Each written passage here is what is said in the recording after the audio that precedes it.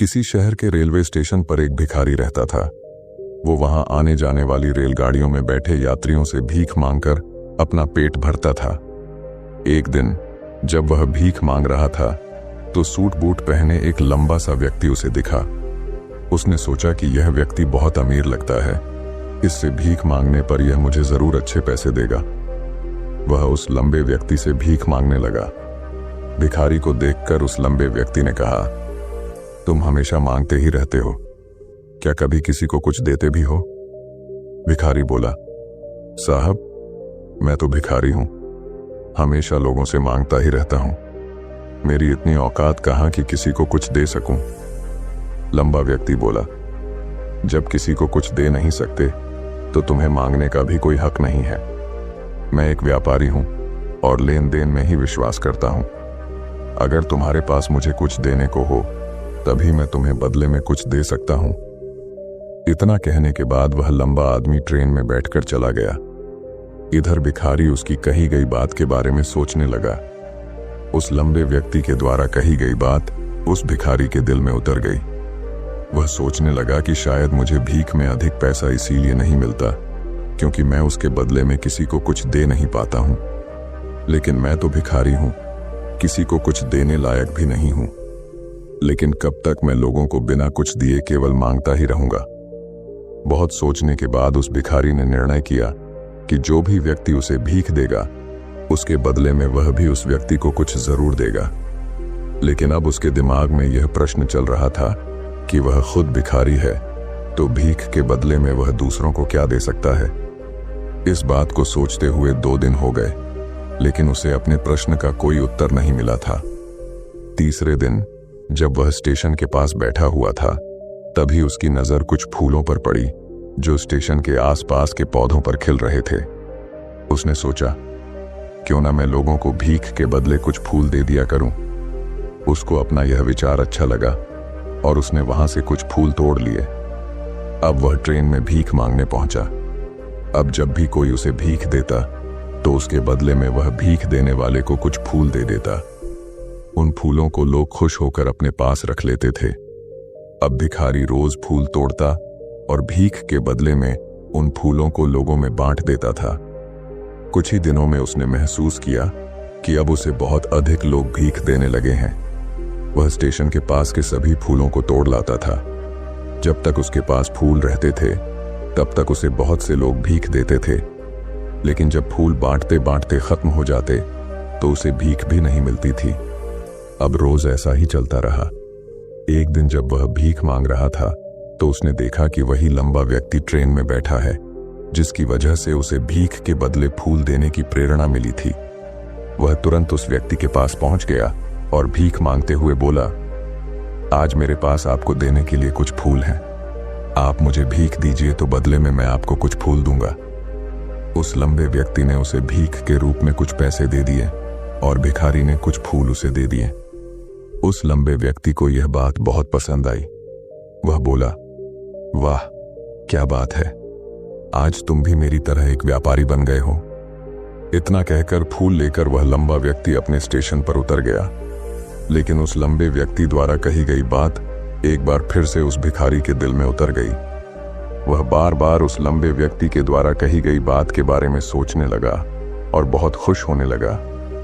उसकी आंखें अब चमकने लगीं।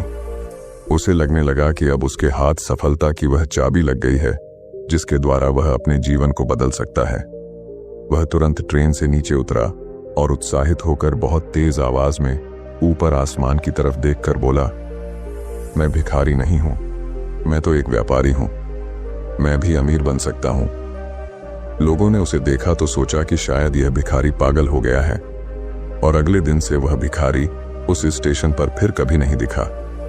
लेकिन 6 महीने बाद इसी स्टेशन पर 2 व्यक्ति सूट बूट पहने हुए यात्रा कर रहे थे।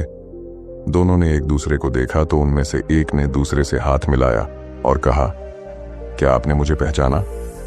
दूसरा व्यक्ति बोला, नहीं, क्योंकि मेरे हिसाब से हम लोग पहली बार मिल रहे हैं। पहला व्यक्ति बोला, नहीं, आप याद कीजिए, हम पहली बार नहीं बल्कि तीसरी बार मिल रहे हैं। दूसरा व्यक्ति बोला, मुझे याद नहीं, वैसे हम पहले 2 बार कब मिले थे? अब पहला व्यक्ति मुस्कुराया और बोला, हम पहले भी 2 बार इसी ट्रेन में मिले थे। मैं वही भिखारी हूं जिसको आपने पहली मुलाकात में बताया कि मुझे जीवन में क्या करना चाहिए, और दूसरी मुलाकात में बताया कि मैं वास्तव में कौन हूं। दूसरा व्यक्ति मुस्कुराया और अचंभित होते हुए बोला, ओ, याद आया, तुम वही भिखारी हो जिसे मैंने एक बार भीख देने से मना कर दिया था और दूसरी बार मैंने तुमसे कुछ फूल खरीदे थे। लेकिन आज तुम ये सूट बूट में कहां जा रहे हो और आजकल क्या कर रहे हो? तब पहला व्यक्ति बोला, हाँ, मैं वही भिखारी हूं, लेकिन आज मैं फूलों का एक बहुत बड़ा व्यापारी हूं और इसी व्यापार के काम से ही दूसरे शहर जा रहा हूं। कुछ देर रुकने के बाद वह फिर बोला, आपने मुझे पहली मुलाकात में प्रकृति का वह नियम बताया था जिसके अनुसार हमें तभी कुछ मिलता है जब हम कुछ देते हैं। लेन देन का यह नियम वास्तव में काम करता है। मैंने यह बहुत अच्छी तरह महसूस किया है, लेकिन मैं खुद को हमेशा भिखारी ही समझता रहा। इससे ऊपर उठकर मैंने कभी सोचा ही नहीं। और जब आपसे मेरी दूसरी मुलाकात हुई तब आपने मुझे बताया कि मैं एक व्यापारी बन चुका हूं। अब मैं समझ चुका था कि मैं वास्तव में एक भिखारी नहीं बल्कि व्यापारी बन चुका हूं। मैंने समझ लिया था कि लोग मुझे इतनी भीख क्यों दे रहे हैं, क्योंकि वह मुझे भीख नहीं दे रहे थे बल्कि उन फूलों का मूल्य चुका रहे थे। सभी लोग मेरे फूल खरीद रहे थे क्योंकि इससे सस्ते फूल उन्हें कहाँ मिलते। मैं लोगों की नजरों में एक छोटा व्यापारी था, लेकिन मैं अपनी नजरों में एक भिखारी ही था। आपके बताने पर मुझे समझ आ गया कि मैं एक छोटा व्यापारी हूं। मैंने ट्रेन में फूल बांटने से जो पैसे इकट्ठे किए थे उनसे बहुत से फूल खरीदे और फूलों का व्यापारी बन गया। यहाँ के लोगों को फूल बहुत पसंद है और उनकी इसी पसंद ने मुझे आज फूलों का एक बहुत बड़ा व्यापारी बना दिया।